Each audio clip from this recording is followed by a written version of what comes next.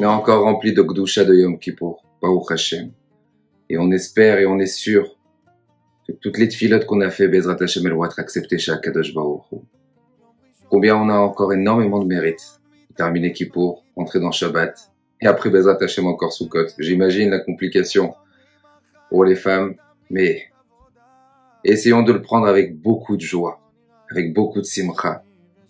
Que Baruch Hu, Baruch Shemo, Akadosh Baruch Hu, il nous a donné des fêtes pour pouvoir se rapprocher davantage de lui. Il y a un passouk très très beau, sur lequel beaucoup de nos sages s'interpellent et se posent des questions.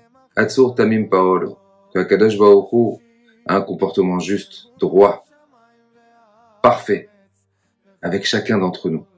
Et pourtant, il y a cette question fondamentale que même Moshe Rabbeinu s'était posée. Comment c'est possible qu'il y a des personnes pieuses, tzaddik, qui ont une vie compliquée, et des personnes qui malheureusement ne font strictement rien, et de l'autre côté, ont une vie qui est parfaite.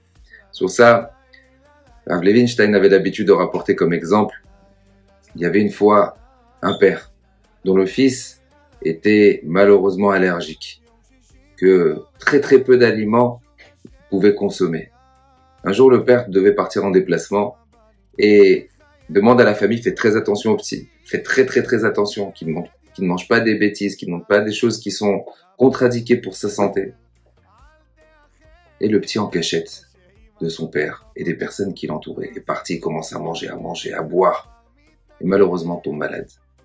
Il est dans une situation très délicate.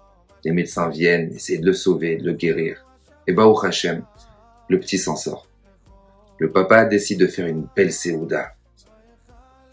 Séouda Todaya, un remerciement à Kadosh Baruch Hu.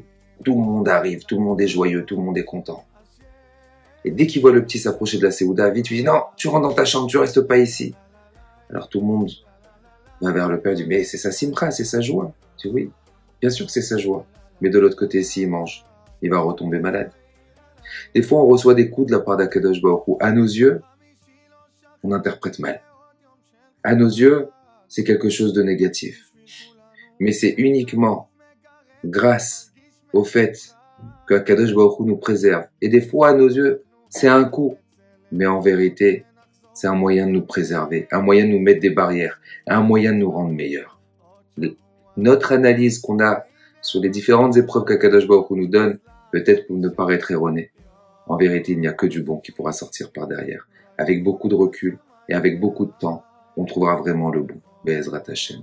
Akadosh Baruch Hu fasse en sorte à ce qu'on puisse voir que du bien dans ce qu'il nous donne. Bien que des fois c'est compliqué. Et qu'on ait cette force de pouvoir prendre les fêtes qui arrivent, les Shabbatot, les jours de Yamim Tovim, avec beaucoup de joie, beaucoup de simcha, qui fera en sorte à ce que cette année sera une année merveilleuse, remplie de bonheur. Be'ezrat Hashem. Shabbat Shalom Baruch.